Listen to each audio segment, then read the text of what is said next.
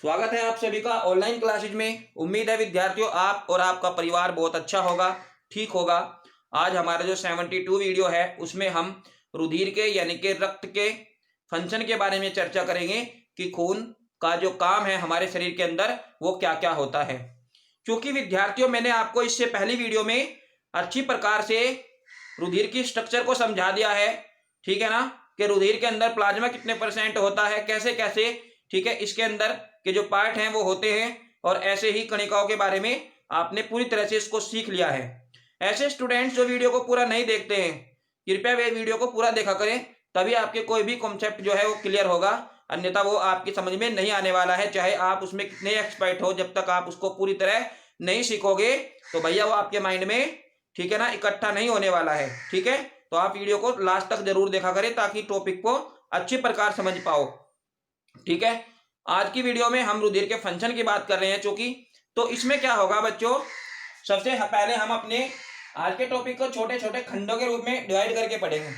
ठीक है ना, जैसे कि पहले बात करेंगे ऑक्सीजन के परिवहन का माध्यम, यानी कि ऑक्सीजन के लिए एक माध्यम का कार्य करता है कौन, रक्त। ठीक है ना, ऑक्सीजन के लिए ऑक्सीजन का परिवहन यानी कि ऑक्सीजन का जो परिवहन होता है वो किसके द्वारा होता है, वो हमारे रुधिर के कारण होता है।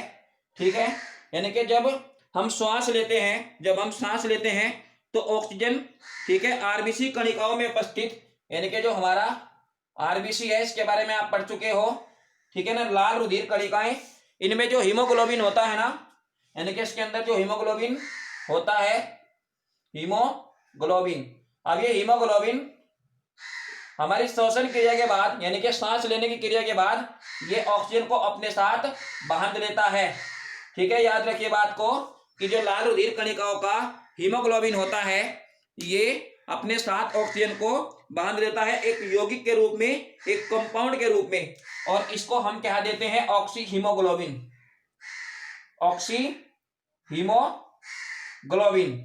अभी जो ऑक्सी हीमोग्लोबिन है, ठीक है, ये सारा का सारा जो मैटर है रक्त के अंदर एक तरीके से बहता है, और बहने के पश्चात ये कहाँ पहुंचता है, ये पहुंच जाता है हमारे ऊतक के पास। और ऊतक क्योंकि इसको जो है अलग कर देता है, यानी कि ऑक्सीजन और हीमोग्लोबिन दोनों के दोनों जो कंपाउंड है यहाँ पर, ये दोनों अलग हो जाते हैं, मतलब ऑक्सीजन अलग हो जाएगा और हीमोग्लोबिन अलग हो जाएगा। कहाँ पहुंचकर, हमारे शरीर के जो रुधिर वाहिनियां हैं उनके माध्यम से ऊतक तक पहुंचकर, ऊतक के बारे में आप पढ़ चुके हो, तो ऊतक तक पहुंचकर ये दोनों अलग हो जाते हैं। और हमारे जो सेल्स है, कोशिकाएं हैं, वो श्वसन क्रिया करती हैं, और श्वसन क्रिया के बाद यहाँ से इसके बदले में ऑक्सीजन जो है वो यहाँ पर छोड़ देती है। ठीक है, तो ये हमारा पहला पॉइंट है, यानी कि एक तरीके से ऑक्सीजन के लिए यहाँ पर ब्लड जो है ट्रांसपोर्ट का कार्य करता है। तो ये था हमारा पहला पॉइंट। अब दूसरे पॉइंट पे चर्चा करते हैं पोषक पदार्थों का परिवहन। पोषक पदार्थों का परिवहन कि जो हमारे शरीर के अंदर पोषक पदार्थ हैं, यानी कि जितना भी हम भोज्य पदार्थ खाते हैं ना, तो विद्यार्थियों को, ठीक है, पोषक पदार्थों, ठीक है, को यहां से प्राप्त कर लिया जाता है। पोषक पदार्थों का परिवहन यानी कि कुल मिलाकर आप कह सकते हो परिवहन में ट्रांसपोर्ट, अभी बताया था मैंने आपको। तो पोषक पदार्थों के लिए भी यहाँ पर जो है हमारा रक्त परिवहन का कार्य करता है, यानी कि जब हमारा जो भोजन है वो पच जाता है तो पचने के बाद, ठीक है, जो उससे पोषक पदार्थ प्राप्त होते हैं ना, वो रुधिर के माध्यम से ही, ठीक है, कहाँ पहुंचते हैं, यकृत के अंदर पहुंचते हैं। और यकृत मतलब लिवर। लिवर हमारे शरीर की एक सबसे बड़ी ग्लैंड होती है, ग्रंथि होती है। याद रखिए मेरी बात, हमारे शरीर की सबसे बड़ी जो ग्रंथि होती है वो यकृत होती है। यकृत मीन जिसको आप लिवर कहते हो, जिसको आप जिगर कहते हो, ठीक है ना, यकृत कह सकते हो, लिवर कह सकते हो, जिगर कह सकते हो, भैया एक ही बात है। और ये हमारे शरीर की जो है सबसे बड़ी ग्लैंड है, ग्रंथि है। ठीक है, तो उसके अंदर ये पचे हुए भोजन को लेकर पहुंचता है, और फिर वहां से हमारी बॉडी के अंदर जितनी भी पोषक तत्वों की आवश्यकता होती है उसी हिसाब से यहां से पूर्ति हो जाती है। ठीक है, तो ये होता है दूसरा फंक्शन। इसके बाद बात करते हैं नेक्स्ट पॉइंट पर, उत्सर्जित पदार्थों का परिवहन। उत्सर्जित पदार्थों का परिवहन विद्यार्थियों आप जानते होंगे उत्सर्जित पदार्थों का यहाँ पर परिवहन होगा। आप जानते होंगे ना कि उत्सर्जक क्या होता है विद्यार्थियों। उपापचय क्रिया के पश्चात हमारी बॉडी के अंदर कुछ अपशिष्ट गंदे पदार्थ बनते हैं, जैसे कि यूरिया है और जैसे बहुत सारे पदार्थ हैं। तो इनको शरीर से बाहर निकालना आवश्यकता होता है। इस चीज को हम उत्सर्जन कहते हैं, एक्सटर्नल कहते हैं, ठीक है ना। इनको बाहर निकालना शरीर के अंदर से बहुत ही इंपॉर्टेंट होता है। तो उत्सर्जित पदार्थों को ये कैसे करेगा, ये यहाँ से जो पचा हुआ भोजन है यानी कि जो उत्सर्जित पदार्थ है उसको पहले लीवर के अंदर ले जाएगा, लीवर से फिर वापस किडनी के अंदर ले जाएगा, जिसको आप गुर्दे कहते हो ना। गुर्दे 2 किडनी होती है, दाएं बाएं। इनके बारे में भी मैंने आपको समझा दिया है, कॉन्सेप्ट पूरी तरह से समझा दिया है भैया। तो ये क्या होगा, लीवर के पास से जो अपशिष्ट यूरियामय पदार्थ होंगे, यानी कि यूरिया भी हो सकते हैं और भी बहुत सारे अलग अलग एनिमल्स के अंदर ये उत्सर्जित पदार्थ बनते हैं उपापचय क्रिया के पश्चात, ठीक है ना। तो इनको गुर्दों के अंदर पहुंचाता है और ठीक है, गुर्दे इनको हमारी बॉडी के अंदर से बाहर निकाल देते हैं। मैं आपको एक जानकारी और देता हूं बच्चों, क्योंकि उत्सर्जित पदार्थ की हम बात कर रहे हैं, तो भैया जी उत्सर्जित पदार्थ की बात कर रहे हैं ना, तो यहां पर जो हमारे फेफड़ों के अंदर यानी कि जो CO2 होती है ना, यानी कि जो CO2 आती है, उसको भी कौन लेकर आता है, रक्त ही लेकर आता है। ऐसा नहीं है कि आपने वहां पर ट्रक लगाया हुआ है, गाड़ी लगाई हुई है कि वो उसको ऑक्सीजन को ले जाएगा रक्त और लाएगा ट्रक, ऐसा नहीं है ना। वहां से भी ऑक्सीजन को या ले जाने का जो काम करता है, वापस इसके बदले में कार्बन डाइऑक्साइड गैस को भी रुधिर ही लाने का कार्य करता है। इसके अलावा कोई अलग से यहाँ पर ठीक है माध्यम का कार्य नहीं करता। केवल रुधिर के द्वारा ही ये जो कार्बन डाइऑक्साइड आप देख रहे हो ना, ये हाँ आती है हमारे फेफड़ों के अंदर आती है, और वहां से जो हमारा रक्त है इसको फेफड़ों के अंदर छोड़ देता है, और फेफड़े इसको एक दाब के कारण शरीर से बाहर निकाल देते हैं, ठीक है। आपने देखा होगा नाक के माध्यम से हम इसको जो है बाहर निकाल सकते हैं, ठीक है ना। ये पूरी स्ट्रक्चर देख लेते हैं थोड़ा सा। इस तरीके से आप यहाँ पर जो है इसको बाहर निकाल सकते हो, ठीक है बच्चों। आपको मैंने डायग्राम पहले भी समझाया था ना। तो यहाँ से जो CO2 गैस है वो यहाँ से भैया बाहर आ जाएगी, ठीक है।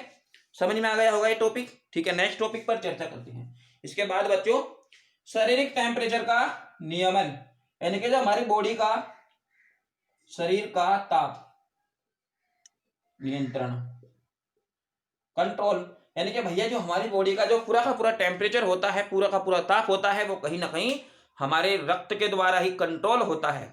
चलिए मैं आपसे एक क्वेश्चन पूछता हूं कि बुखार किसे कहते हैं। आप जानते होंगे कि बुखार होने पर हमारी बॉडी का जो टेम्परेचर है वो बढ़ जाता है, यानी कि सिंपल सी बात है कि कहीं ना कहीं रुधिर से ही रिलेटेड बात है। यानी कि ये जो टेम्परेचर बढ़ना या घटना है ये हमारे रक्त पर ही डिपेंड है पूरी तरह से। नोट कर लीजिए बात को, ठीक है ना। ये हमारे कहीं ना कहीं ब्लड से संबंधित मामले की बात कर रहा है, यानी कि ब्लड ही हमारे शरीर के जो टेम्परेचर को मेंटेन करता है, ठीक है। चलिए नेक्स्ट टॉपिक पर चर्चा करते हैं। इसके बाद है भैया हमारा रोगों से बचाव, रोगों से बचाव। अब हमारा जो ब्लड है, चूंकि इसके अंदर बहुत सारी प्रोटीन पाई जाती हैं, एंजाइम पाए जाते हैं, तो आप समझ सकते हो कि यहां से रोगों से लड़ने की जो इम्यूनिटी है, मतलब आप प्रतिरक्षा है, जिसको इम्यूनिटी मतलब प्रतिरक्षा कहते हो आप, तो हमारे ब्लड के अंदर पूरी तरह मौजूद होती है भैया, ठीक है। रोगों से लड़ने की शक्ति हमारे रक्त के अंदर जबरदस्त तरीके से होती है, ठीक है।